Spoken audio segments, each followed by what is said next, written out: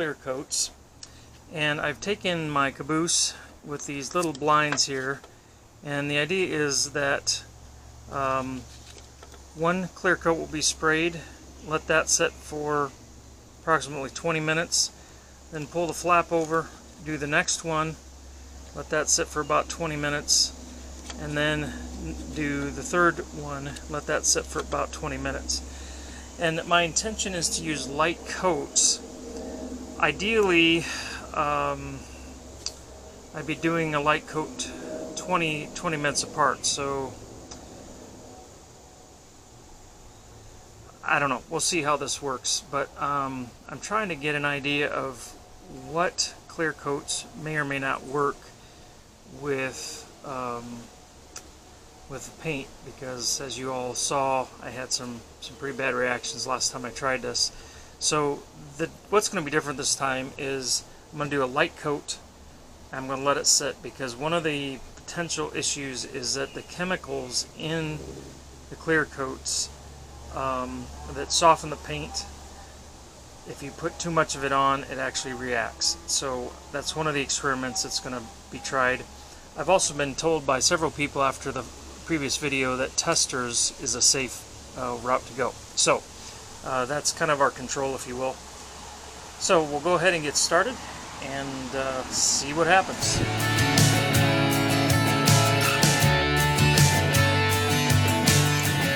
This is what we're using first.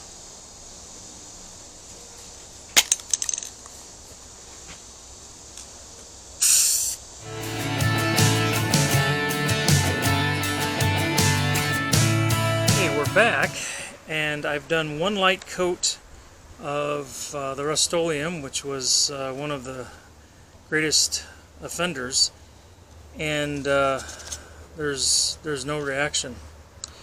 So contrary to what I said before, where I was going to do one light coat, then do the next one, then the next one, I think what I'm going to do is do another light coat of Rustoleum and give it another 20 minutes, and then come back and see if there's any reaction, or if one of the problems with what I did before was that I put it on too thick.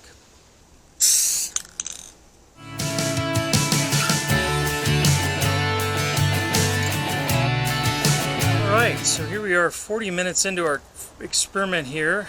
I've had two coats on this side. They actually got a little bit heavy, and I don't know if you can see this, but there's no paint lifting, crinkling, whatever you want to call it, happening here. And that is with Rustoleum. So what that tells me is it's good with moderation, maybe.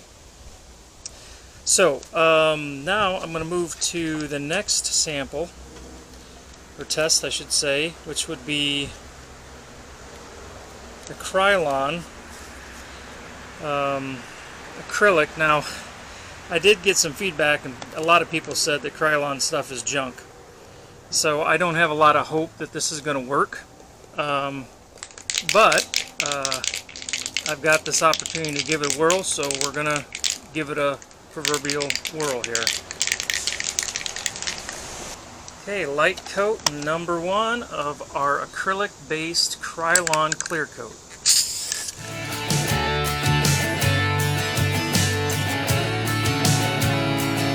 So we are now a full hour into our painting experiment, and here the acrylic, after one light coat, has done nothing. This is 20 minutes since that. We now have a full hour since we had 2 layers of the Rustoleum, and there's no reaction, and that's, by this point, it's hard, so I don't expect there to be any change. And technically this stuff is set up too, so I'm going to do one more coat of this and probably call it, well, I'll go ahead and do the Testors since we've got it out here, but everything I've heard says the Testors will be fine. So I guess we'll find out here in just a little bit. So this is coat number 2 of our clear Color Master Krulon.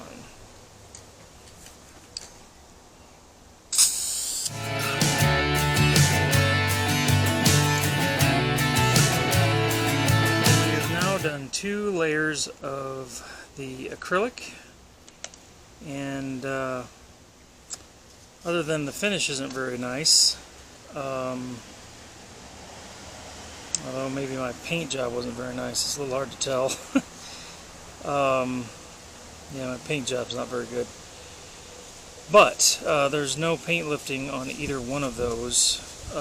Again, light coat, 20 minutes between. So now I want to do Testors. We're going to do Testors. And first coat, do a light coat.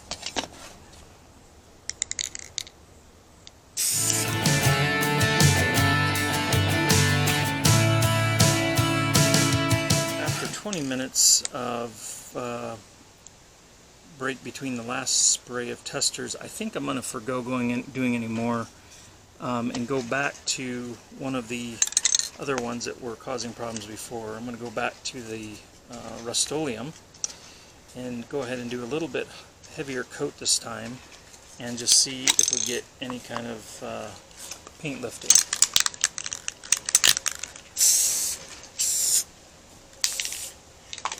Now that was definitely a heavier coat, so we will come back in 20 minutes and see what there is to see.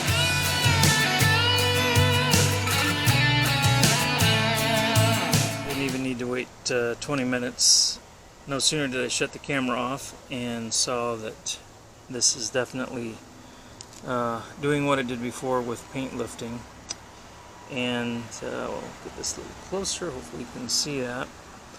So the conclusion I would have is if you do light coats, you can get away with using the Rustoleum, and I would venture to say probably also Krulon. The risk is, though, if you use too much or you get it too heavy, then it will lift the paint. And if you have a model that you spend a lot of time painting, decaling, making it look nice, it's not worth the risk. So my recommendation, even though it's more expensive, it's worth the money. Go with Testors. Now, having said all that, if you are using a color match paint that is truly enamel, then I know you can get away with this in that kind of a scenario. For example, those of you that recall the circus engine I did, that was a color match to the original Flyer paint, and it was an enamel. Not an enamel we created acrylic or acrylic enamel, it was strictly enamel. And this is what I used to clear coat that, and it was fine. Fast forward to the tender I did. That tender, the paint that I used was the 2X from Rustoleum, and that was the acrylic enamel I now know. And as we have seen, and as we saw on that tender, the paint did lift. So I guess I would say back again to, you're better off using the Testors, even though it's quite a bit more money. And just so you know, this can of Rustoleum is somewhere in the neighborhood of $4, and it's 12 ounces. This is Testors is 3 ounces, and it cost me $10. So it's, yeah, quite a bit more money for what you're getting. But if you're not using much in terms of clear coat, then you can get away with this. So hopefully this experiment will keep those of you that are thinking of painting from causing a disaster, and will save you headaches and frustration. And thanks as always for tuning in today. And if you have comments or feedback, would love to hear it. Until next time, take care, God bless, and enjoy your trains. We'll see you. Bye-bye.